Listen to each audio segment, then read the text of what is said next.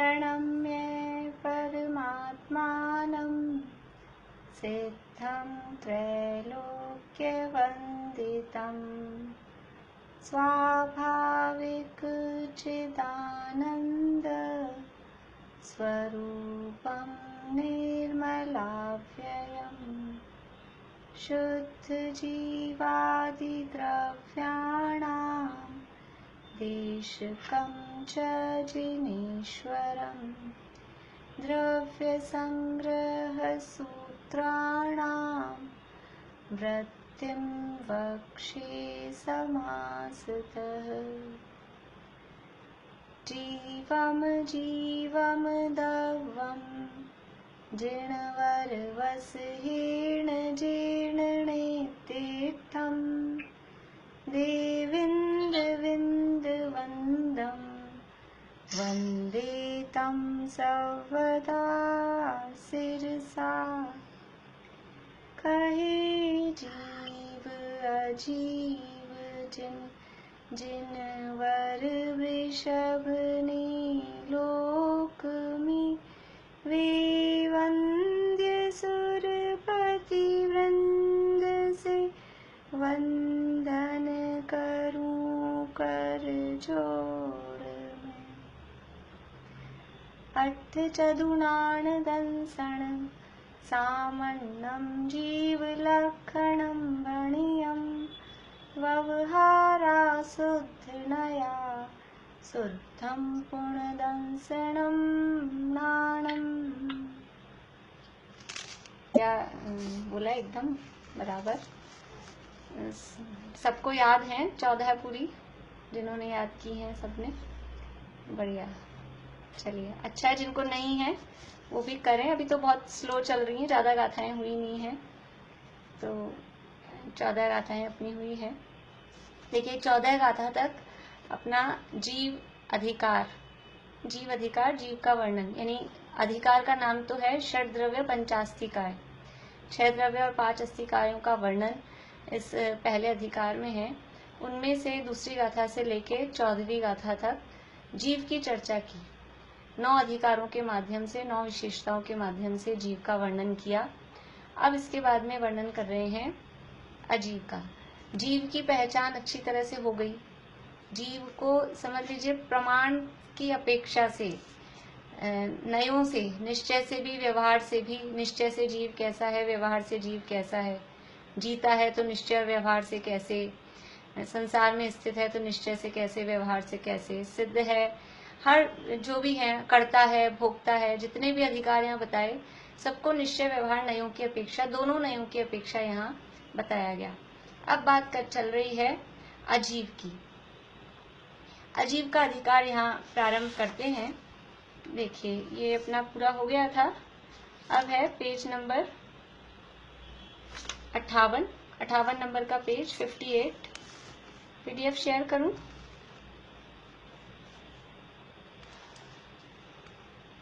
ये 58 नंबर का पेज है और गाथा नंबर अपन 15 है, उससे पहले ऊपर उठाने का पढ़ते हैं।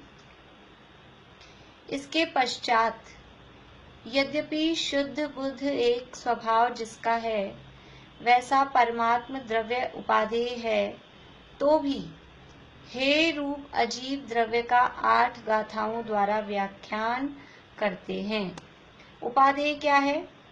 उपादेय यानी ग्रहण करने योग्य, जिसको हमें स्वीकार करना है, जिसका आश्रय लेना है, वो कहलाता है उपादेय। उपादेय कौन है? कि एक परमात्म द्रव्य। कैसा है वो परमात्म द्रव्य?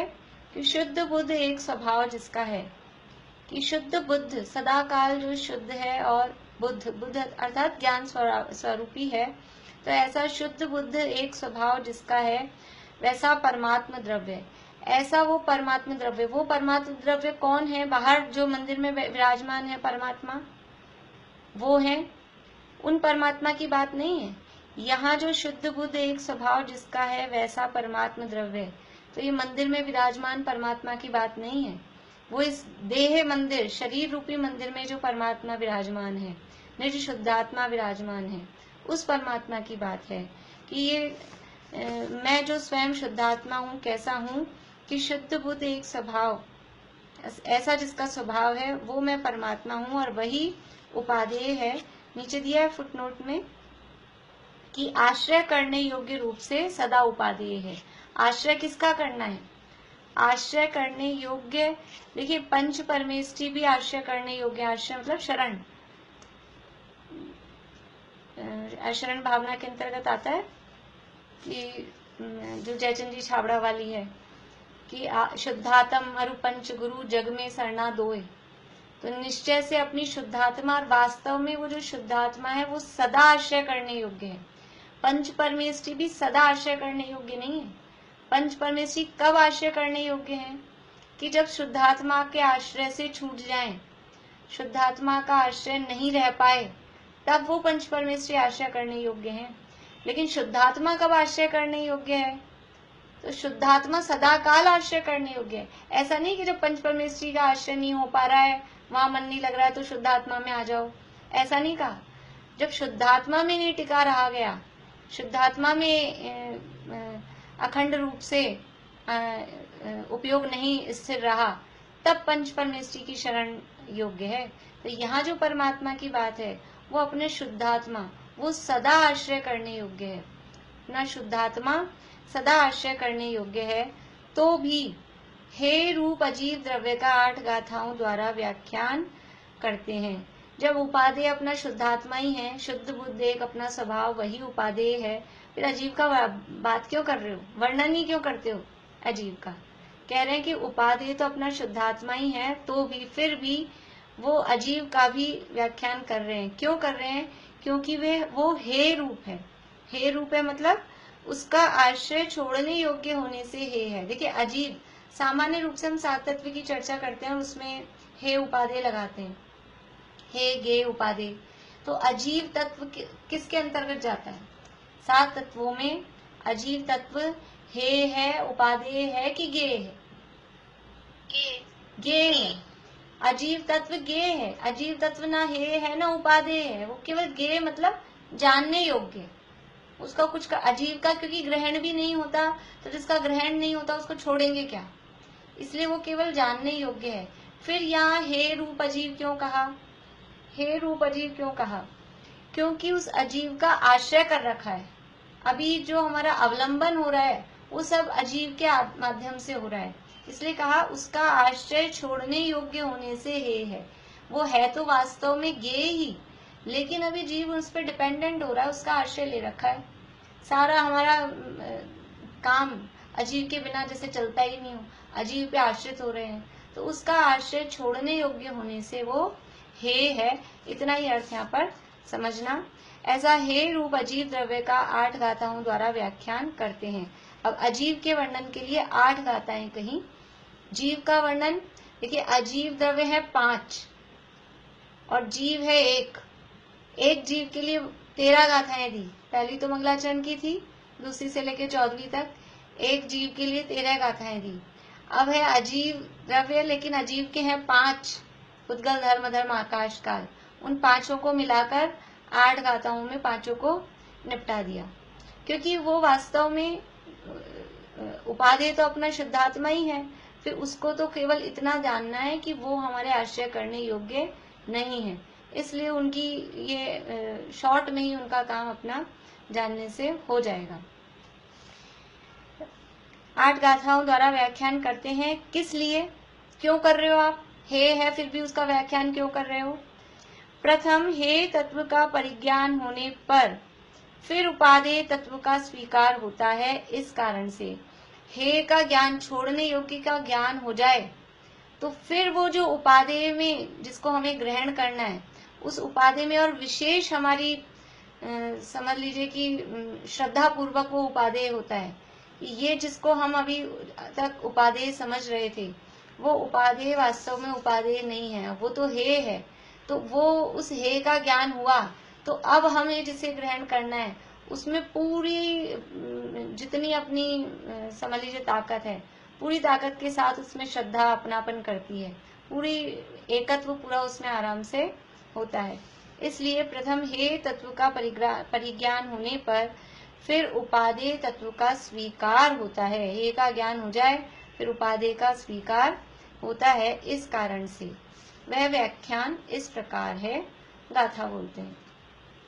गाथा नंबर 15 है, अज्जीवो पुण्यनेयो। कोई एक जना बोलिए अनम्यूट करके। रेखा भाभी बोलिए आप।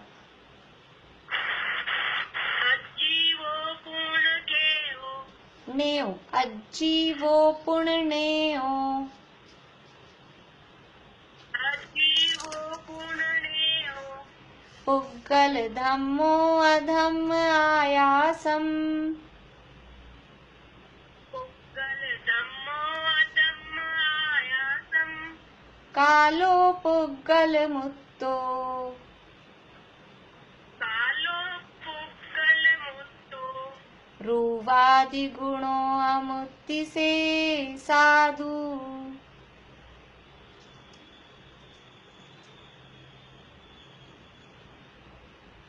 रेखा भी बोल रहे हैं, छूट गए शायद। रूवादि को अमुक्ति से साधु। चलिए अर्पणा, हाँ अर्पणा जी अब आप बोलिए, फिर से बुलवाती हूँ। अज्जीवो पुण्यनेयो। अनम्यूट करिए अर्पणा जी।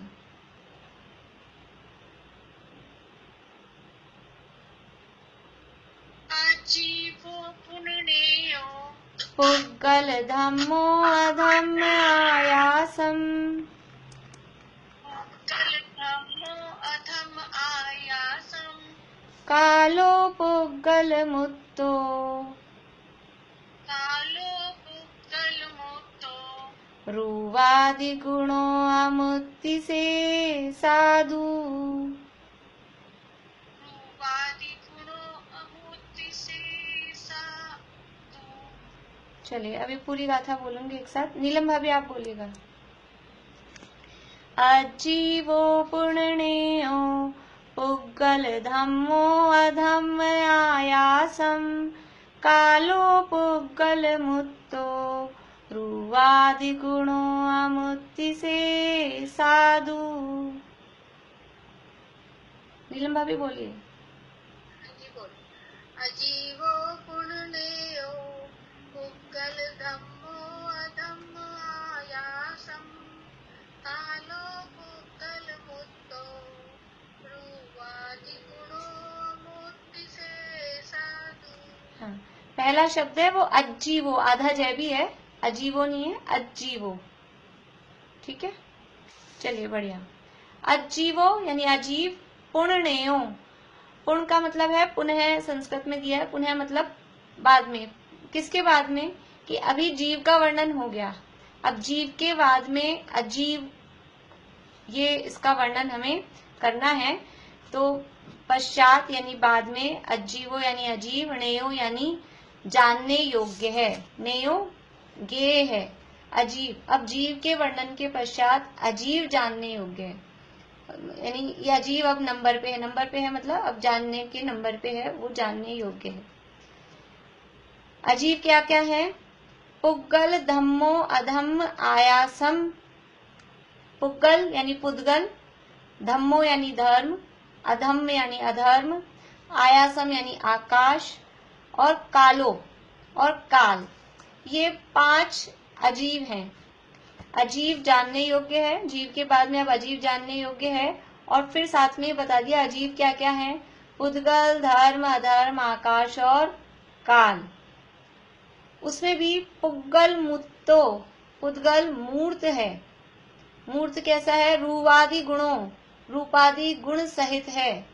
पुद्गल मूर्त है और कैसा है? रूवादि गुणों, रूपादि यानी रूप रस गंध स्पर्श, स्पर्श रस गंध वर्ण जो हम बोलते हैं, वो रूप आदि स्पर्श रस गंध वर्ण आदि गुणों यानी वो गुण वाला है। तो स्पर्श आदि या रूप आदि गुण वाला जो पुद्गल है वो मुत्तो यानी मूर्तिक है। अमुत्ति से साधु, और शेष, शेषा यानी शेष जो रह गए हैं पुद्गल के अलावा, कौन कौन से रह गए? धर्म, अधर्म, आकाश और काल, ये अमुत्ति यानी अमूर्तिक हैं। अमूर्तिक है का मतलब कि उनमें रूप आदि गुण नहीं है। जिसमें रूपादि गुण है ऐसा पुद्गल वो मूर्तिक है, और जिसमें रूपादि गुण नहीं है ऐसे शेष द्रव्य वो अमूर्तिक है। ये गाथा का सामान्य अर्थ हुआ। फिर से बोलते हैं गाथा। मीता भाभी आप बोलिएगा आप गाथा। अजीवो पुण्यो पुग्गल धम्मो अधम्म आयासम कालो पुग्गल मुत्तो रूवादि गुणो अमुत्ति से साधु।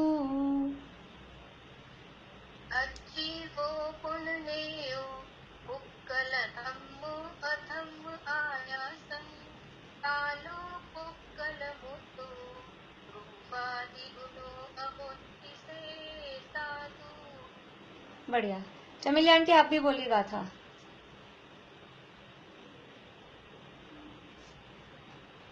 अजीवो पुण्यो पुग्गल धम्मो अधम्म आयासं कालो पुग्गल मुत्तो रूपादि गुणो अमुत्ति से साधु। बढ़िया। देखिए गाथार्थ। पुद्गल, धर्म, अधर्म, आकाश और काल ये अजीब द्रव्य जानना।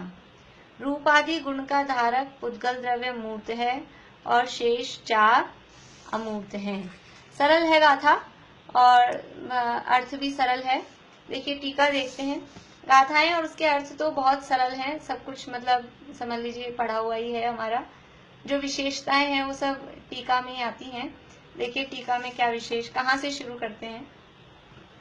टीका। अजीवो पुण्यो तथा अजीव जानने योग्य है, मतलब जीव का वर्णन हो गया। अब पुण्य यानी अब ये अजीब जानने योग्य है। सकल विमल केवल ज्ञान और केवल दर्शन ये दोनों शुद्ध उपयोग हैं। अब बात अजीव की कर रहे हैं लेकिन वो जीव को छोड़ेंगे नहीं, भूलेंगे नहीं। ऐसा नहीं लगेगा कि अजीव का वर्णन चालू हो गया तो जीव गायब ही हो गया। शुरू करेंगे तो जीव से ही शुरू करेंगे। कहना है अजीव और शुरू कहाँ से कर रहे हैं, सकल विमल केवल ज्ञान केवल दर्शन। ऐसे लगेगा अजीव के अधिकार में ये सकल विमल केवल ज्ञान केवल दर्शन कहाँ से आ गया। ये ब्रह्मदेव सूर्य की विशेषता है। देखिए सकल विमल केवल ज्ञान और केवल दर्शन ये दोनों शुद्ध उपयोग हैं। मति ज्ञानादि रूप विकल अशुद्ध उपयोग हैं। इस प्रकार उपयोग दो प्रकार का है। ये किसकी टीका कर रहे हैं। गाथा में कहाँ था ये उपयोग, गाथा में तो था ही नहीं कहीं। ऐसे लग रहा है वो भूल तो नहीं गए कि अभी जीव का ही असर चल रहा है उनमें। उपयोग बता रहे हैं दो प्रकार के उपयोग, एक शुद्ध उपयोग और एक अशुद्ध उपयोग। शुद्ध उपयोग क्या है कि जो केवल ज्ञान और केवल दर्शन है ये वास्तव में शुद्ध उपयोग है। अब ये अलग अलग कहने की स्टाइल है। हमने अभी तक शुद्ध उपयोग क्या समझा है कि बस आत्मा में जो लीनता हुई, मोह राग द्वेष के अभाव पूर्वक जो वितराग भाव हुआ वो शुद्ध उपयोग, और राग द्वेष के परिणाम वो अशुद्ध उपयोग। यहाँ क्या कह रहे हैं, केवल ज्ञान केवल दर्शन वो शुद्ध उपयोग है और मति ज्ञानादि रूप वो अशुद्ध उपयोग है। मतलब यहाँ पूर्णता को शुद्ध कह रहे हैं और जो अपूर्णता है वो अशुद्ध है। जैसे अपन नयों में लगाते हैं शुद्ध निश्चय ने, और वो एक देश शुद्ध कहते हैं लेकिन वो वास्तव में पूर्ण नहीं है। तो वो पूर्णता को शुद्धता यहाँ कह रहे हैं। तो जो पूर्ण आत्मलीनता रूप दशा है, पूर्ण ज्ञान दर्शन की जो अवस्था है वो शुद्ध उपयोग है, और जो अपूर्ण ज्ञान है वो अशुद्ध उपयोग है। इस प्रकार उपयोग दो प्रकार का है। उपयोग का अर्थ, उपयोग किसे कहते हैं, पढ़ा है कि नहीं पढ़ा है उपयोग पीछे, बोलिए नीलम भाभी।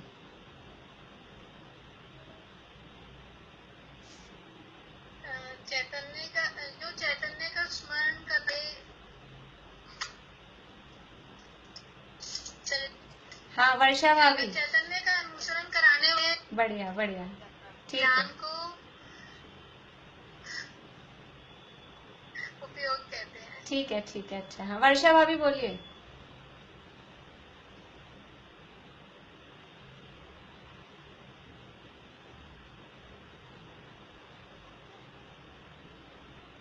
बोल रहे हैं वर्षा भाभी, म्यूट हो आप। हाँ आप बोलिए। आवाज नहीं आ रही आपकी, चलिए कोई बात नहीं। देखिए उपयोग अपन ने पीछे पढ़ा है ना, उपयोग किसे कहते हैं। आवाज नहीं आ रही वर्षा भाभी आपकी, कोई बात नहीं। जो चैतन्य का अनुसरण करने वाला ज्ञान दर्शन का व्यापार है, सीधी सी भाषा में हम कहें, सरल भाषा में, और कि ज्ञान के व्यापार को उपयोग कहते हैं। तो ये ज्ञान का व्यापार दो प्रकार का है, एक पूर्ण ज्ञान और एक अपूर्ण ज्ञान।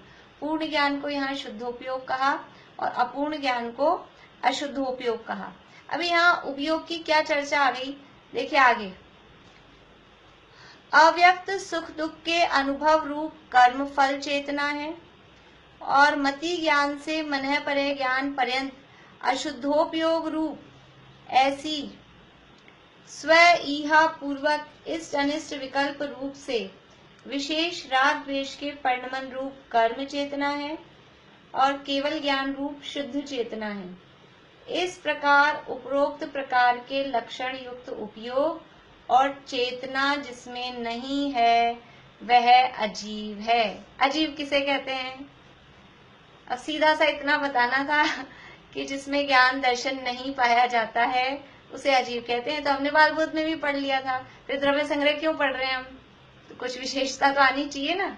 कहाँ से शुरू किया, कहाँ से, कि जीव का लक्षण जो उपयोग है, और वो उपयोग कैसा, चेतना से उसको जोड़ा कि जिसमें चेतना नहीं है वो अजीव है। तो चेतना कितने प्रकार की होती है और चेतना किसे कहते हैं? चैतन्य गुण चेतना कहें, उपयोग कहें, ये चैतन्य का अनुविधायी परिणाम वो उपयोग है। ये चैतन्य क्या है?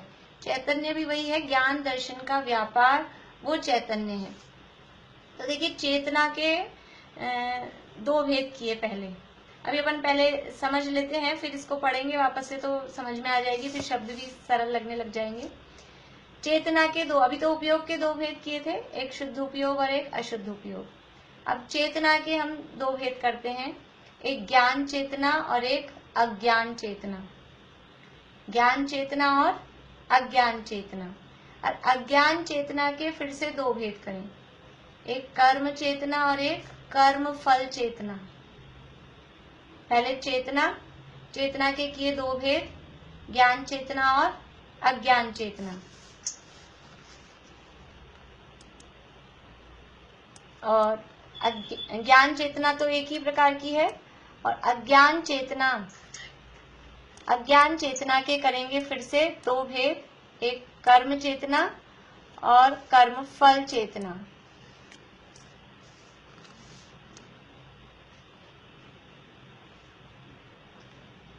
यहाँ ये तीन प्रकार की चेतना, पहले उपयोग बताया और अजीव की परिभाषा क्या है? उपयोग और चेतना जिसमें नहीं है। देखिए जो अभी अपन ने लास्ट लाइन पढ़ी ना, जहां तक अपन ने पढ़ा था वहां पे वो लास्ट लाइन फिर से देखिए।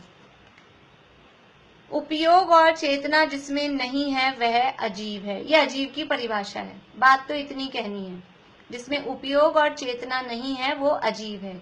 उपयोग क्या है? तो उपयोग कहा दो प्रकार का, एक शुद्धोपयोग और एक अशुद्धोपयोग। शुद्धोपयोग में लिया केवल ज्ञान, केवल दर्शन, और अशुद्धोपयोग में लिया मतिशुद्ध अवधि मनः पर्यय, जो अपूर्ण ज्ञान है, पूर्ण विकसित ज्ञान नहीं है, वो हो गए अशुद्धोपयोग। ये तो बात हो गई उपयोग की। अब चेतना जिसमें नहीं है, तो चेतना कितने प्रकार की है? ये चेतना भी दो प्रकार की है, एक ज्ञान चेतना और एक अज्ञान चेतना। ज्ञान चेतना किसे कहते हैं? ज्ञान चेतना को हम शुद्ध चेतना भी कह सकते हैं और अज्ञान चेतना को अशुद्ध चेतना भी कह सकते हैं। जैसा यहाँ उपयोग के शुद्ध अशुद्ध भेद किए, उसी तरह से चेतना के भी ज्ञान अज्ञान और शुद्ध अशुद्ध दोनों रूप से हम भेद कर सकते हैं।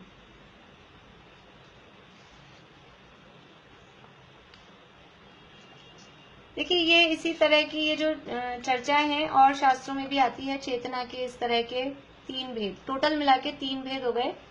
पहले समझ लीजिए आप लोग एक बार, कर्म चेतना, कर्म फल चेतना और ज्ञान चेतना। समय सार में जो ये सर्वविशुद्ध ज्ञान अधिकार है, वहां पर इस तरह के कलश हैं समय सार में। गाथाएं भी हैं। गाथा 387 387 से 389 तक समय सार में गाथाएं हैं और 85 काय में भी प्रकरण है। अभी हम वहां से भी पढ़ेंगे, दोनों जगह से अपन पढ़ेंगे। वहां लैंग्वेज इससे थोड़ी सरल है, तो पहले अपन वहां से पढ़ते हैं, फिर ये समझ में आ जाएगा जल्दी से। देखिए समय सार में गाथाएं नहीं पढ़ रही हूँ मैं, सीधा जो टीका में ये प्रकरण दिया गया है वो टीका देखते हैं। समय सार गाथा लिख सकते हैं आप, रेफरेंस लिखना हो 387 to 389। सर्वशुद्ध ज्ञान अधिकार की गाथाएं आती हैं, सर्वशुद्ध ज्ञान अधिकार के अंतर्गत। आत्मिक ख्याति में इन गाथाओं का भाव इस प्रकार स्पष्ट। नंबर बताया मैम? 370 पेज नंबर है? आंटी ये मैं समय सार में से पढ़ रही हूँ, ये इस वाली किताब में नहीं है, आप सुनिए अभी। अच्छा। हाँ,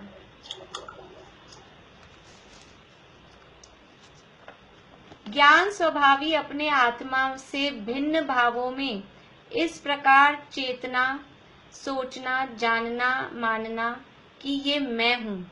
यानी ज्ञान स्वभावी अपने आत्मा से जो भिन्न भाव हैं, आत्मा से भी जो भी भिन्न है, जो द्रव्य भिन्न है, जो गुण भिन्न है, जो अवस्थाएं आत्मा से भिन्न है। भाव शब्द में तीनों को लेना, द्रव्य गुण पर्याय सबको।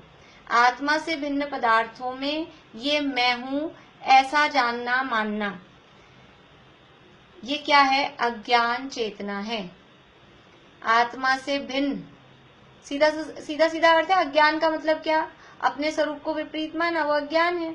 तो आत्मा से भिन्न भावों में, अपनी आत्मा से भिन्न भावों में ये मैं हूँ ऐसा जानना मानना, ऐसा सोचना विचारना, वो अज्ञान चेतना है।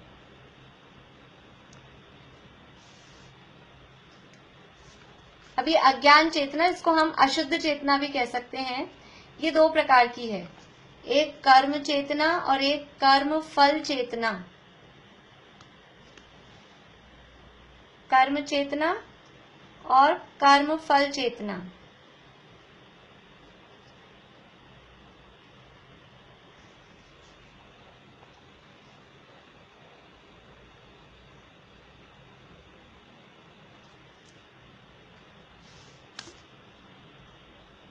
अज्ञान चेतना की मेन स्वरूप क्या है कि जो आत्मा से भिन्न द्रव्य हैं, भिन्न भाव हैं, उनको आत्मा मान रखा है, ये मैं हूं ऐसा मान रखा है। अब इन भावों का मैं करता हूं, एक तो ये मान्यता, और इन भावों को मैं भोगने वाला हूं, एक ये मान्यता। तो आत्मा से भिन्न जो भाव हैं, उन भावों में मैं इनका करता हूं ऐसा मानना, वो है कर्म चेतना। आत्मा से भिन्न भावों में मैं इनका करता हूं ऐसा मानना, वो कर्म चेतना है। यानी और शॉर्ट करें तो आत्मा से भिन्न भावों का कर्ता अपने को मानना, वो कर्म चेतना। कर्म चेतना में कर्तृत्व की बात आएगी, करने वाला अपने आप को मानता है, वो कर्म चेतना है। कर्म में ही जो चेत रहा है, करने में ही जो अपने आप को फील कर रहा है, कर्तृत्व में ही जो अपने आप को मान रहा है, बस करने वाला मैं हूं, वो कहलाता है कर्म चेतना वाला जीव। आत्मा से भिन्न भावों का कर्ता अपने को मानना, वो कर्म चेतना है। और आत्मा से भिन्न भावों का भोक्ता अपने को मानना, वहां ये भिन्नता ख्याल में नहीं है, वहां तो बस यही मैं हूं और यही मेरे हैं और इन्हीं को मैं करता हूं, इन्हीं को मैं भोगता हूं, ऐसा वो अंदर उसको अपनेपन से चलता है। तो आत्मा से भिन्न भावों का अपने को भोक्ता मानना, वो कर्म फल चेतना है।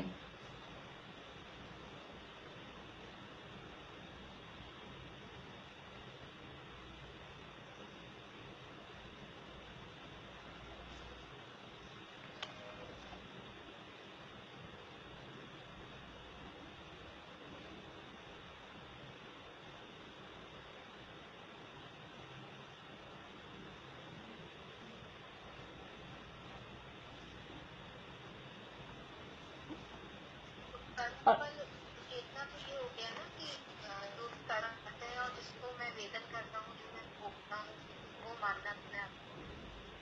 हाँ, देखिए अभी अपन देखेंगे जैसे एकेंद्रिय जीव हैं, एकेंद्रिय जीवों में कर्म फल चेतना ही होती है, बस वो केवल भोगते भोगते हैं, उनको करने की प्रवृत्ति, यानी बाहर में हम देखें वो कुछ कर नहीं सकते हैं, स्थूल रूप से अपन देखें तो वो जो जैसे हैं बस वो कर्म का जो उदय आ रहा है, कर्म का जो फल आ रहा है बस उसको भोगते हैं, उनमें कर्म फल चेतना है एक इंद्रिय जीवों में। और 2 इंद्रिय से लेके ऊपर के जीवों में वो कर्म चेतना भी है और कर्म फल चेतना भी है, उनको करने का भी रहता है। जैसे 2 इंद्रिय लट भी है, वो थोड़ी कोशिश करती है, इधर से उधर जाने की कोशिश करती है, तो उनमें कर्म चेतना भी है और कर्म फल चेतना भी है। 2 से पंचेंद्रिय तक है। हाँ, 2 से पंचेंद्रिय तक।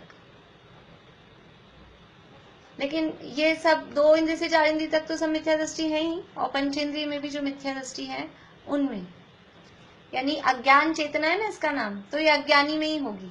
अज्ञानी में कर्म चेतना और कर्म फल चेतना है, वो या तो करने वाला मानता है या भोगने वाला मानता है। देखिए दादा इस तरह के उदाहरण देते थे पहले इसमें कि जैसे जो लेडीज हैं वो कर्म चेतना वाली हैं, बस वो बनाने में लगी रहेंगी, करेंगी, और जेंट्स होते हैं वो कर्म फल चेतना वाले, वो भोगते हैं कि इनको भोगने वाला अपन है। आपने गुलाब जामुन बनाए, लेडीज को खाने में इतना रस नहीं होता है, बनाने में रस होता है, तो वो कर्म चेतना वाली हैं, करने में जिनको चेतना, यानी उसमें अपने आप को मानना, ये मैं हूं ऐसा वेदन करना, उसका नाम है चेतना।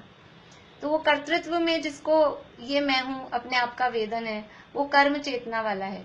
ये तो स्थूल उदाहरण है, बाकी 2 इंद्रिय से पंचेंद्रिय तक को कर्म चेतना भी है और कर्म फल चेतना भी है। कभी कर्म चेतना भी हावी रहती है और कर्म फल को भोगने वाले ऐसा भी अपने आप को मानते हैं। अभी ये जो कर्म के उदय आ रहे हैं, समझ लीजिए पाप कर्म का उदय आता है, पुण्य के उदय में तो हम हो जाते हैं कर्म चेतना वाले कि मैंने किया, इस तरह की परिणति हो जाती है। और जब पाप का उदय आता है तो कर्म फल चेतना वाले हो जाते हैं कि अब ये तो कर्म का उदय है, भोगो, ऐसी स्थिति हो जाती है ना। सामान्य रूप से ऐसा ही चलता है कि पुण्य के उदय में कर्म चेतना हावी हो जाती है और पाप के उदय में कर्म फल चेतना हावी हो जाती है। और ज्ञान चेतना उदित ही नहीं हुई। ज्ञान चेतना किसको होती है? जो ज्ञान ही मैं हूँ, ज्ञान जिसको अपने ज्ञान स्वभाव में अपनेपन का वेदन है, जो अपने ज्ञान स्वभाव को ये मैं हूँ ऐसा वेदता है, वो ज्ञान चेतना वाला है। तो ज्ञान चेतना तो सम्यक दृष्टि ज्ञानी के ही होती है। अज्ञानी जीवों के कर्म चेतना और कर्म फल चेतना, इसीलिए उसका नाम है अज्ञान चेतना या अशुद्ध चेतना। ये यहाँ बता रहे हैं, यहाँ ये जितना अपन ने प्रकरण पढ़ा है बताना ये है। अभी अपने को भाव ख्याल में आ जाएगा तो अर्थ आसानी से समझ में आ जाएगा। देखिए थोड़ा सा ये जयचंद जी छाबड़ा का भावार्थ है, ये भी आपको पढ़ के सुनाती हूँ। ये है कलश, समयसार कलश है 223, उसका भावार्थ जयचंद जी छाबड़ा ने लिखा है। केवल ज्ञानी जीव के साक्षात ज्ञान चेतना होती है।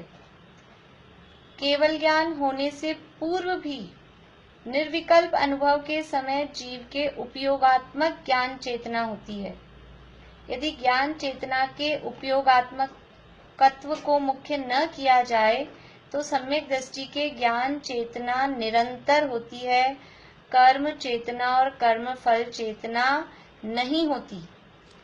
देखिए उपयोग, केवल ज्ञानी भगवान को जो यहाँ कहा ना, केवल ज्ञान और केवल दर्शन, वो तो शुद्ध उपयोग है, उपयोग के अर्थ में भी जो कहा, तो वो तो साक्षात उनके ज्ञान चेतना है, वो पूर्ण रूप से है। लेकिन यदि उपयोगात्मक पने को मुख्य नहीं करें तो सम्यक दृष्टि के भी निरंतर वो ज्ञान चेतना ही परिणति में चल रही है। उसको परद्रव्यों के कर्तृत्व का, परद्रव्यों के भोक्तृत्व का भार अब उसके सिर पे नहीं। बुद्धि, जिसे हमने कहा है ना, एकत्व बुद्धि, ममत्व बुद्धि, कर्तृत्व बुद्धि, भोक्तृत्व बुद्धि, ऐसी बुद्धि, ऐसी मान्यता उसके नहीं है। इसलिए वो मैं कर रहा हूं ऐसा कहेगा, करता हुआ दिखेगा, भोजन करता हुआ दिखेगा, भोगता हुआ दिखेगा, लेकिन करता और भोगता दिखने पर भी उसके ज्ञान चेतना निरंतर जो चल रही है, एक धारा जो चलती है, वो धारा उसके ज्ञान की है, वो कर्तृत्व की और भोक्तृत्व की जो मान्यता है वो मान्यता निकल गई। इसलिए कह रहे हैं कि सम्यक दृष्टि के ज्ञान चेतना निरंतर होती है और कर्म चेतना और कर्म फल चेतना नहीं होती, क्योंकि उसका निरंतर ज्ञान के स्वामित्व भाव से परिणमन होता है। उसका स्वामित्व किसमें है?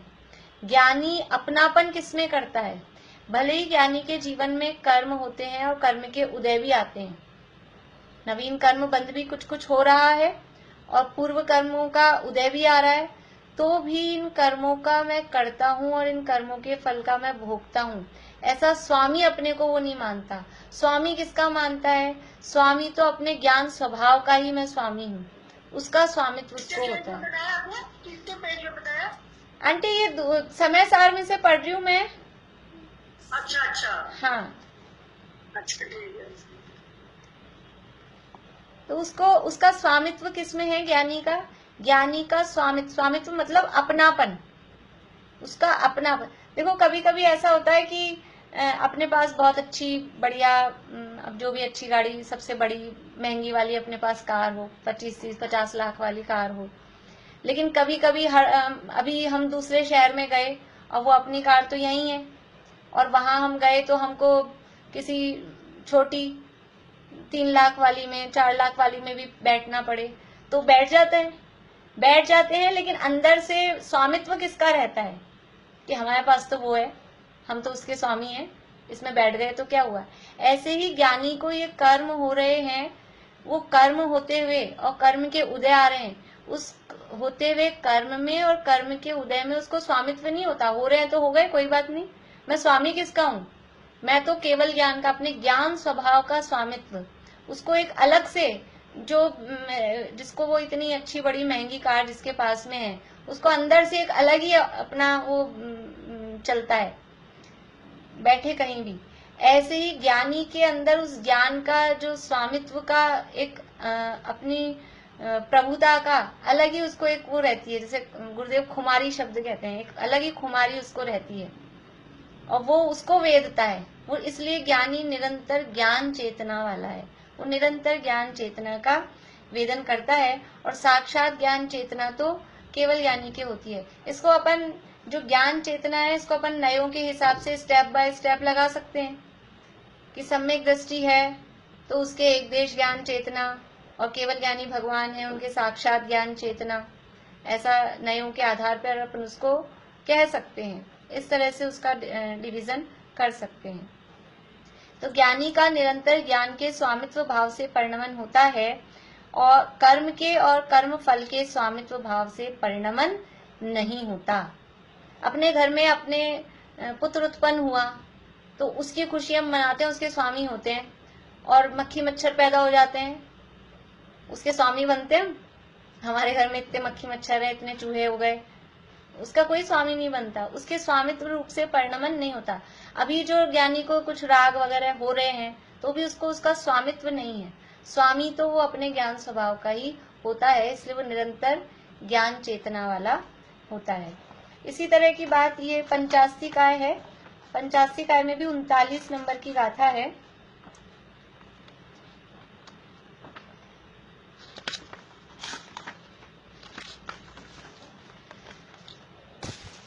जिनको इंटरेस्ट हो और टाइम हो तो गाथाएं खोल के देखिए, मैं आपको नंबर बता रही हूँ। 85 काय में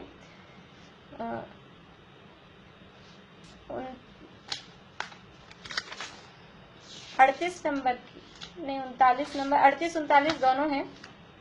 38-39 नंबर की गाथाएं हैं।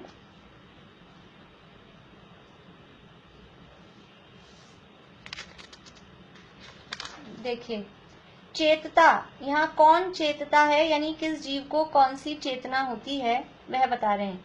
चेतता है यानी अनुभव करता है, उपलब्ध करता है, और वेदता है, ये एकार्थ है। चेतना का मतलब वेदना, प्राप्त करना, अनुभव करना, ये सब चेतना के अर्थ हैं।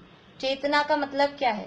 तो चेतना का मतलब है वैसा वेदन करना, वैसा अनुभव करना, उसी में एकाग्र हो जाना, मतलब उसको अपने रूप मानना।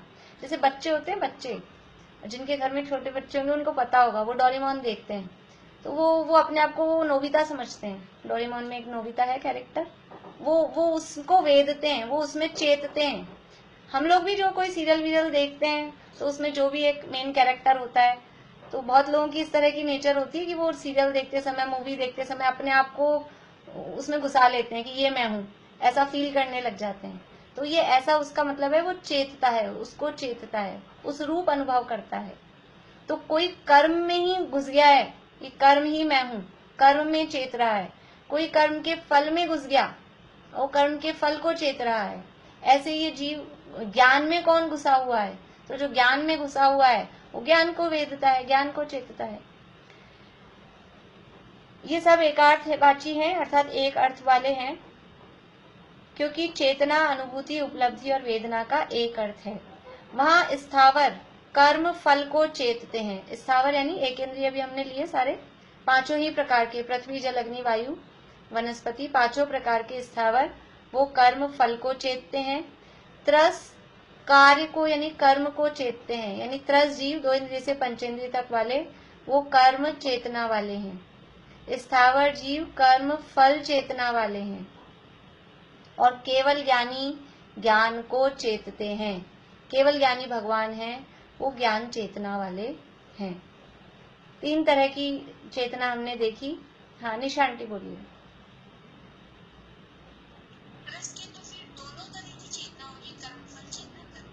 हाँ त्रस के दोनों हैं, और एक अपेक्षा से हम कहें तो तीनों हैं। जो सम्यक दृष्टि की अपेक्षा अगर हम लें तो तीनों पॉसिबल है, लेकिन 2 तो है ही। अज्ञानी अवस्था में कर्म चेतना भी है त्रस जीवों में, और कर्म फल चेतना भी है अज्ञान दशा में। देखिए अगर कुछ लोग ऐसे हों जिनको कुछ भी समझ में नहीं आ रहा हो तो हाथ खड़ा कर दें, कल अपन फिर से लेंगे। हाँ मीनूदी बोलिए। आपने अभी तो बोला था एक इंद्रिय में कर्म चेतना है, कर्म फल चेतना नहीं है। नहीं, गलती से निकल गया होगा अगर बोला है तो। पहले भी बोला था एक इंद्रिय में कर्म फल चेतना ही है, हो सकता है गलती से निकल गया हो। एक इंद्रिय में कर्म फल चेतना है, और त्रस जीवों में पंचेंद्रिय में कर्म चेत, हाँ दोनों है, लेकिन मतलब अगर अलग अलग करके कहें तो कर्म चेतना है। और अभी आपने बोला पंचाशती कारक में ये है कि स्थावर में कर्म फल को चेतते हैं। हाँ तो क्या मतलब स्थावर एक इंद्रिय हो गए ना। हाँ, तो एक इंद्रिय वो कर्म, तो खाली कर्म चेतना एक देखिए फिर से आप देख लीजिए गड़बड़ हो गई हो कुछ तो। एक इंद्रिय जीवों में कर्म फल चेतना है। एक इंद्रिय मतलब स्थावर, एक इंद्रिय मतलब स्थावर। तो स्थावर जीवों में कर्म भी तो कथन हो सकता है जी बाउंड करके भी तो कथन हो सकता है। नहीं, एक इंद्रियों में कर्म चेतना है ही नहीं, एक इंद्रियों में कर्म फल चेतना ही है। जीवों में कौन हाँ से कर्म फल चेतना है, मुख्य रूप से कर्म चेतना है। हाँ ऐसा कह सकते हैं, अथवा अलग अलग टाइम के हिसाब से भी कह सकते हैं। कभी कर्म चेतना है, कभी कर्म फल चेतना है, और दोनों एक साथ भी चल सकती हैं ऐसा। लेकिन कर्म चेतना त्रस जीवों में ही है, ऐसा कर्म चेतना त्रस जीवों में ही है। ये प्रकरण और भी अष्टपाहुड़ में भी, अभी मुझे गाथाएं याद नहीं आ रही, अष्टपाहुड़ में भी ये प्रकरण मिलता है, कई जगह मिलता है। तो जो कर्म फल को वेदन करने वाली है, क्योंकि एक इंद्रियों को और कुछ, जैसे त्रस जीव वो कर्म के उदय का प्रतिकार कर सकते हैं, तो जो प्रतिकार कर सकते हैं वो कर्म चेतना वाले, वो कुछ जिनको करने की बुद्धि आए वो कर्म चेतना वाले कहलाते हैं। एक इंद्रिय स्थावरों में कुछ करने की तो पॉसिबिलिटी है नहीं, बस जो उदय आ गया उसको बस भोगना भोगना भोगना, उसके अलावा कुछ नहीं। तो एक इंद्रिय जीव है वो कर्म फल चेतना वाले हैं स्थावर जीव, और जो त्रस जीव हैं वो कर्म चेतना वाले हैं। और जो ज्ञानी है, केवल ज्ञानी ही कहे यहाँ, केवल ज्ञानी वो ज्ञान चेतना वाले हैं। साक्षात रूप में तो केवल ज्ञानी ही ज्ञान चेतना वाले हैं, और वैसे हम देखें तो जो सम्यक दृष्टि ज्ञानी है वहां से ज्ञान चेतना शुरू हो जाती है। और किसी रूप में देखें तो सम्यक दृष्टि ज्ञानियों के इस रूप में तीनों प्रकार की चेतनाएं, लेकिन ज्ञानियों की ज्ञान चेतना ही कही जाती है। फिर उनको कर्म फल चेतना और कर्म चेतना कही नहीं जाती। होते हैं कर्म के उदय भी होते हैं, कर्म भी होते हैं, लेकिन उनको कहा क्या जाएगा कि वो ज्ञान चेतना वाले हैं, क्योंकि उनका स्वामित्व उसमें नहीं है। ऐसा इस तरह से ये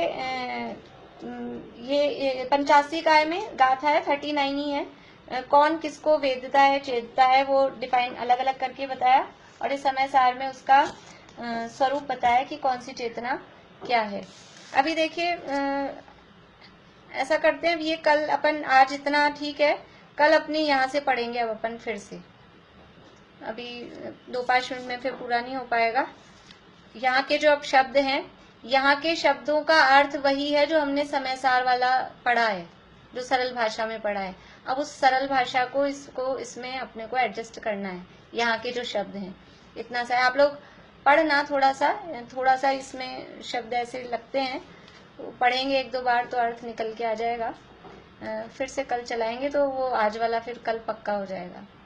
ऐसा चलिए, सविता आंटी कुछ पूछ रहे हैं? हाँ बोलिए। ये केवल ज्ञानी तो ज्ञानी चेतना वाले हैं। हाँ, और अज्ञानी फिर कौन सी चेतना वाले? अज्ञानी, हाँ अज्ञानियों में अपन ने भेद किए, एकेंद्रिय, स्थावर और त्रस। हाँ। तो जो स्थावर हैं वो कर्म फल चेतना वाले हैं, और त्रस हैं वो कर्म और कर्म फल दोनों वाले चेतना वाले हैं। वो अज्ञानी है, दोनों अज्ञानी हैं। और ज्ञानी ज्ञान चेतना वाले हैं, और केवल ज्ञानी के पूर्ण रूप से ज्ञान चेतना होती है। ये अजीब अधिकार पढ़ाएंगे, लेकिन फील नहीं होने देंगे कि हम अजीब पढ़ रहे हैं, जीव को भूलने नहीं देंगे। जीव का वर्णन बराबर चलता रहेगा। सही बात है, इसीलिए। हाँ, कुछ पूछ रहे हैं आप? आपने जो भेद बताया वो दोबारा बता दीजिए। उपयोग के तो 2 भेद, एक शुद्ध उपयोग और एक अशुद्ध उपयोग। यहाँ जो अभी किए अपन ने, पहले जो उपयोग के भेद पढ़े हैं, देखिए, उपयोगो दुवी अपो दंसरनाणम च दंसरम चलुधा, वो वाले उपयोग की बात यहाँ नहीं है। यहाँ अलग टाइप से उपयोग के भेद कर रहे हैं। वो शुद्ध है, चीज तो वही है, केवल ज्ञान और बाकी के 4 ज्ञान, केवल दर्शन और बाकी के 3 दर्शन, लेकिन उसको शुद्ध अशुद्ध के रूप में भेद किया है यहाँ पर, क्योंकि यहाँ बात दूसरी तरह से करनी है। तो उपयोग तो वही है, उसके भेद भी वही हैं, जो 12 प्रकार के भेद, 8 प्रकार के ज्ञान और 4 प्रकार के दर्शन थे, लेकिन उनको शुद्ध और अशुद्ध के रूप में यहाँ भेद किया है, शुद्ध उपयोग और अशुद्ध उपयोग। तो शुद्ध उपयोग में केवल ज्ञान और केवल दर्शन, ये शुद्ध उपयोग, और बाकी के जो 10 भेद हैं उपयोग के, बाकी के 4 ज्ञान और बाकी के 4 दर्शन और 3 अज्ञान, वो जो भी हैं, 3 दर्शन और 3 अज्ञान, वो सब अशुद्ध उपयोग में जाएंगे। दर्शन जो है इसमें, वो सब अशुद्ध उपयोग में जाएंगे।